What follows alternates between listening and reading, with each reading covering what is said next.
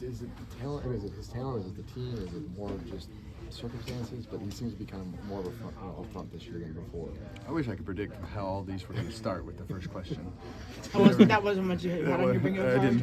I didn't have that on my bingo card. Everybody else goes one way, I go the other way. Yeah, no, I think he's done it. I think that's probably a testament of being able to race this particular car and get in the ballpark and be able to show what you can and can't do. So they've done a good job, and I think for me, I've known Corey a long time, so I've always been a Corey fan. So I'm happy to see it go that way. What are you seeing out of him, as opposed to the Corey of a year ago or 2 years ago? Now that he can maybe handle this and take advantage of the situation a little bit better. Now that he's with a more competitive team and with this car. I think it's a different style of racing the further that you go forward. Yeah. So I think that's the hardest thing to figure out. Kevin, 800 career starts. As you look back on your career in this final one, did you see yourself getting to this number, or do you look at those numbers and kind of look at your career? Yeah, I don't think it's anything that you can ever predict. You never know what twists and turns all this is going to take, but getting to 800 is something that is obviously a full body of work, but I think as you look back at it and you look at all the scenarios and situations and things that have happened and everything that comes with that, it's been quite a ride, and all the ups and downs and goods and bads and relationships and things that you've learned, and so people ask all the time, what did you dream up? Well, you don't really dream any of this up. It's really a progression of 1 week to the next, and just getting started is really a part of the process, and you really don't look at the the body of work until the process is getting ready to be over. So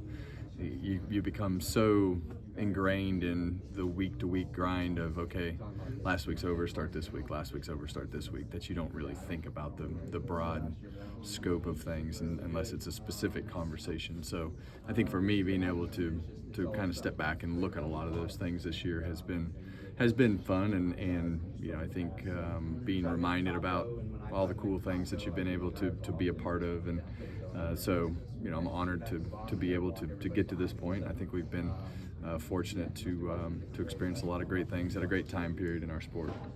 How are you doing on your 1,000 horsepower proposal? I did my body of work. I just made you more famous this week, Bob. Yeah, thanks. You're welcome. You can answer the questions. Well, do you think horsepower? I think that's the part is that I've realized as a driver, that you just throw your nuggets out there, and see how they're picked up, right? So you throw an opinion out there, and I'm smart enough to know that there are a lot more things that come with just saying, hey, let's just put 1,000 horsepower in there. So there's a lot more to that, and I know that, and I do that sometimes just for fun, just to see. Sometimes you throw things out there just to see if they're picked up. So it's a like Mulhern.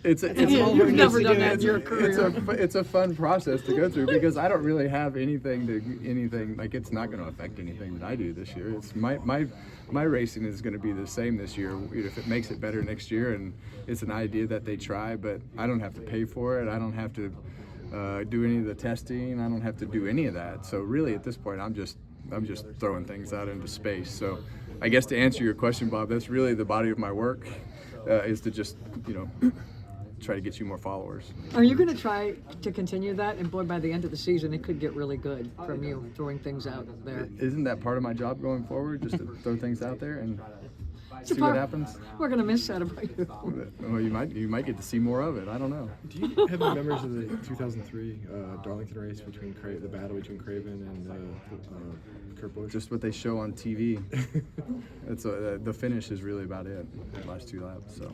Hey, I'm curious. It's about a year ago when you talked about Richmond, just about how so many kids looked up to F1 drivers at the go-kart tracks and wanted to be like them, and you were kind of like, hey, look, there needs to be an avenue to show these kids they can go to sports car race, or the great ones can go into NASCAR. And you said that was an important thing that you were aware of and seeing with Keelan and his friends and others. I'm curious, a year later, has much changed in that area? Are you seeing anything that's different, or is there anything that's being done differently to kind of help show kids that there's, at Keelan's age at the go-kart tracks, that there's more to? Kyle Larson's going to run the Indy 500, so that's happened. but that's not until next year. So It doesn't matter. I mean, it's still like you're not gonna, in my opinion, you're not gonna change a generation of guys and gals that have already kind of set the course, right? So, you know, Kyle's been pretty diversified in the things that he's raced, and he's been all over the board, and I think all the great drivers always race the 24 hours of Daytona and dabbled in other series, and yeah, but I mean it's different, right? But when you look at Mario Andretti, AJ Foyt, Kyle Larson, Tony Stewart, you know, you think about those guys a little more broadly than what my perspective would be just from NASCAR, right? And I think with all the road racing and things that have happened, you know, I think look at the bigger stars are known more broadly, and international stars are bigger than domestic stars. There's no way around that, right? I mean, if Michael Jordan was just known in the United States, he wouldn't, but he's known everywhere. LeBron James is known everywhere, and Mario Andretti and a lot of those names that have been all over the world racing are known by more people, and I think that's important, because I think even if you're just racing against guys from different parts of the world and having those relationships with guys from different parts of the world, when you're driving with them or around them or in their series every once in a while, it's just a different conversation for those guys to explain who you are and what you did in their car, especially if you're good at it, right? And if you go back and, you know, the best road racer in the world, you were his teammate, and he's like, man, that guy from NASCAR, whoever, he's pretty good, right? It's just when you, and even Montoya, like look at Montoya, you know, he's an international star, and I think that's important to be able to be as broadly known as possible. But with Larson expanding out, is depending on what happens. Hopefully he does good, right? That's a good reflection for us. Yeah. I mean, you want it to be, Just like what Kurt did and run up front and do the things that he can do to race up in the front. When Tony went and raced, he'd race up in the front, and that's a good reflection for us. It's not that he's not a NASCAR driver. He's just good enough to go over there and do something different, and that's important because we become so single focused on what we do, and it worked out fine for me. But you know, I'm not going to be a internationally known guy because of, you know, I was so single focused on NASCAR. So it worked out good here, and my time period was a little bit different, and so I don't know. I think the more people that know your name, the better off you are. And that helps then when Jensen Button comes over, runs a couple races, or Kimi does it, that people are looking at it and kind of viewing, or is it? I wish the end of it would have been a little bit different perspective, instead of the chaos and everything that came with it, right? You know, so that's our racing's rougher than their racing. Yeah. And Does it make it look like they're not good at stock cars? Nah, I mean, you know, our cars are unique to drive. I think that's why you've seen so many open wheel guys struggle at it. Montoya did good at it. Took him a while though. Yeah, I was gonna say. But still, you know, it's still he did good at it. The rest of them never got to the point of being good enough to even continue going. They just stopped because it just didn't work out. So it's not easy to do. Even if it took him a while, most of them never got to the point of ever doing good enough to continue at it. Will you stop in with Keelan at Miami Grand Prix? Mm-hmm. You want? Yeah. What will you want him to soak in and see and learn? Nothing. Nothing? Just see it, right? Mm-hmm. I think it's important to see things. I think it's important for me to see things.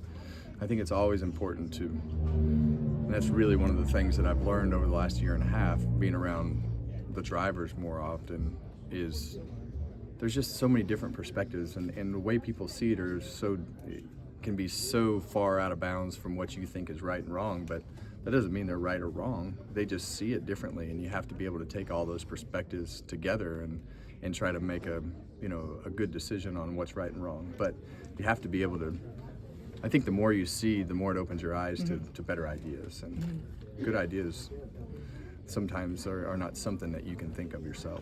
Denny Hamlin mentioned on his podcast that also with the inclusion of 1,000 horsepowers, that shifting was a big issue in short track.